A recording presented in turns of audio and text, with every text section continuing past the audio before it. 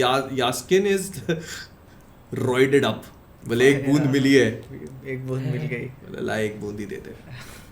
सोचो एक बूंद मिला है, पूरा एकदम सीरम मिला होता तो क्या होता फिर उसको भाई वो फिर तो अनस्टॉपेबल, अभी भी बहुत पावरफुल हो गया। शायद बैटमैन आर्कम नाइट में नहीं, जोकर को हम लोग देखते हैं पूरा एकदम रॉइड होके फैल जाता है उस तरीके से हो जाता है अपना। वो होगा मतलब ये उसका फाइनल फॉर्म तो क्लियरली नहीं है। नहीं पूरे एब्स आ जाते हैं यार, पूरे खतरनाक, बॉडी पूरी वीएफएक्स से बनी हुई है, लेकिन मतलब बनाई है।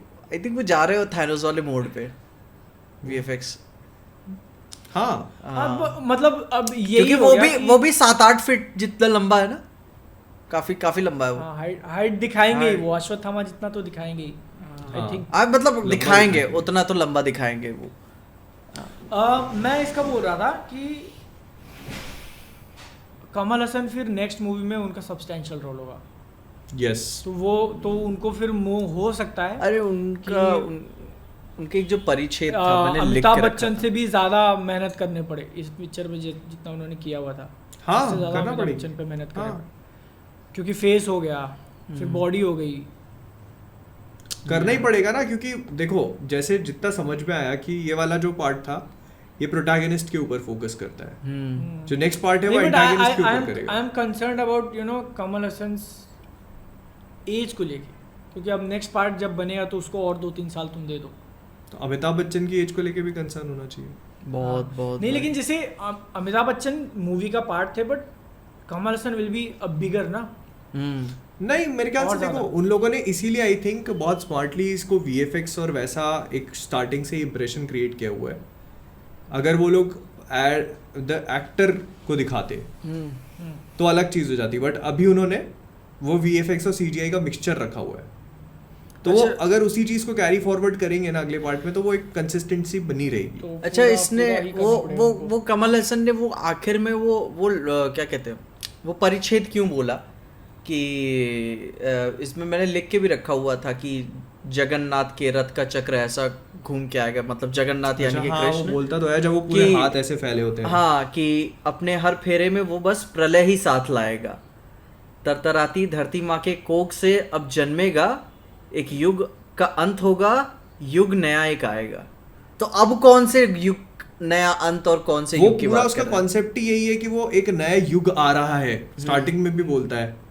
तो वो मेरे को लगता है मतलब जैसे अपने इसमें तो लिखा है कि कली नहीं कली या कल की, मतलब हाँ, क्योंकि ऐसा बोला गया है कि कल की आने के बाद like he will and everything, कलयुग खत्म होगा और फिर वापस से स्टार्ट ना। यस तो वाज इट और उनका बता उनको मे बी ये एक ऐसा युग भी हो सकता है कि मूवी जब शुरू होती है तो वो स्टार्स की बात वो नहीं करते कि 6000 साल में ये एक ऐसा ही आता है, नक्षत्र बनता है कि देव इसी टाइम में पैदा हो सकते हैं वरना फिर टल जाएगा 6000 साल और तक। तो मे बी यह उस युग की बात कर रहे हो, क्योंकि कली तो नहीं चाहेगा क्योंकि इसके बाद तो सतयुग ही है।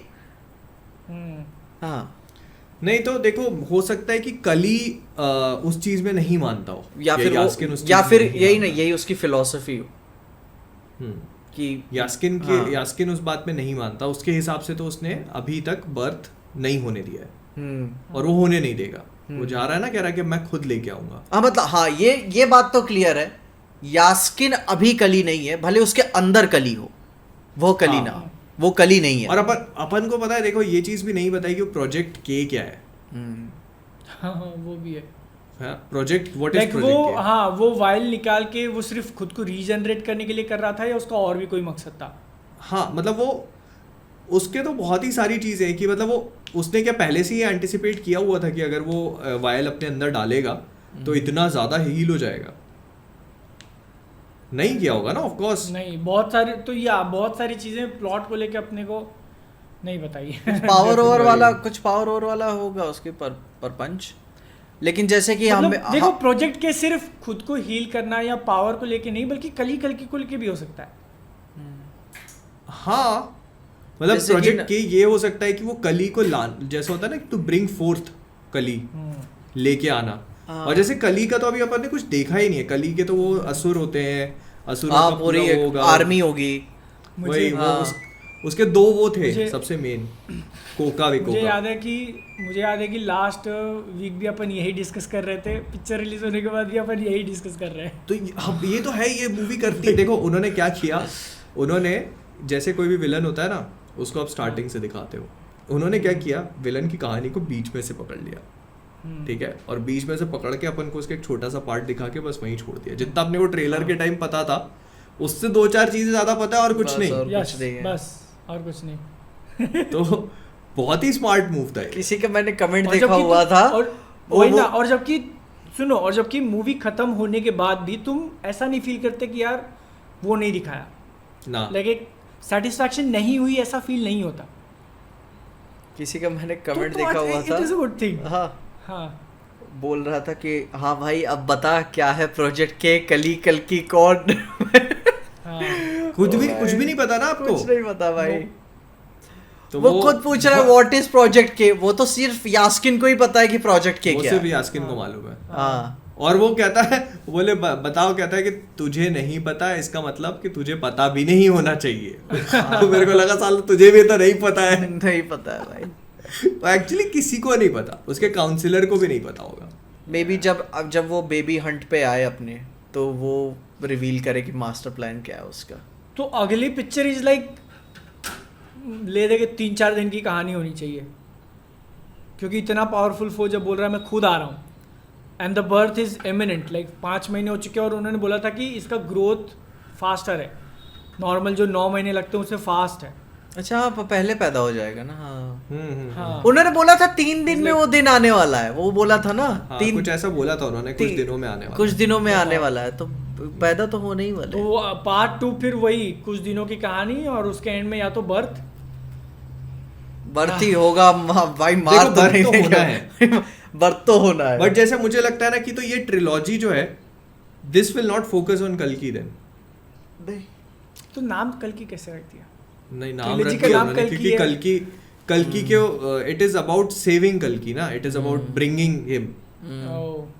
तो ट्रिलॉजी के एंड में इज लाइक कल्कि हियर, तो प्रभास का रहेगा, मतलब अब जो भी होगा, बट जितना मुझे समझ में आया, हाँ, ओके। तो जैसे अब अगले 2 पार्ट है ना, मुझे लगता है कि तो मतलब ऐसा कर सकते हैं कि 3 पार्ट प्रभास इज डन, कल्कि आया, तो फिर कली के लिए भी आपने नया एक्टर ले लिया, लाइक कमल हसन से हटके, फिर आप फिर वो दोनों पे फिर स्टोरी चलाओ। तो मतलब इसमें बस वो ये हो सकता है ना कि जो एक एवेंजर्स असेंबल वाली चीज होती है कि वो एक दूसरे को तलाश रहे हैं, महाभारत के सारे कैरेक्टर्स ला सकते हो भाई आप, ऐसे भाई आप पूरी महाभारत रिक्रिएट कर सकते हो। उससे याद आया कि चिरंजीवी तो दिखे ही नहीं। अभी कई सारे लोगों का ये बोलना पड़ रहा है कि जैसे दुलकर सलमान का हो सकता है कैरेक्टर, यस, परशुराम हो, बट मतलब मैंने जितना भी परशुराम के बारे में पढ़ा है, तो परशुराम ऐसे बिल्कुल भी नहीं थे भाई। यार लेकर आओ परशुराम, सोलो मूवी दो यार उनको, परशुराम को सोलो मूवी दो परशुराम को। हाँ, मतलब परशुराम का जो सिनेमैटिक यूनिवर्स है अब तो। हाँ, एंड में आ रहे Ashwatthama, I am creating a team. Yes भाई यार, फिर बाद में कल की मूवी आए कि फिर वो बचाने जा रहा है, प्रभास के पास है वो, ठीक है, मजा आया भाई। लेकिन जैसे मतलब जितना मैंने पढ़ा है ना, परशुराम बिल्कुल भी ऐसे नहीं थे, मतलब और एक तो ये चीज है कि अगर परशुराम है वो, तो उसको याद होगा ना, उनको याद होगा कि भाई मतलब आगे क्या होगा, मैं कौन हूँ, मेरा क्या पर्पस है। तो जैसे बाकी चिरंजीवी है जो अपना मेडिटेट कर रहे हैं, सब कुछ कर रहे हैं, तो परशुराम इज ऑल्सो मेडिटेटिंग। वो यहाँ पर आके अपना काशी में, और वही उनका वो रीइंकार्नेशन वाला नहीं, वो तो चिरंजीवी है ना, उनकी मेमोरी थोड़ी ना गई हुई है। नहीं, तो भाई ही रिमेम्बर्स एवरीथिंग। वही ना, अब हर कोई मेडिटेट करेगा तो फिर डिफरेंशिएट कैसे होगा फिर?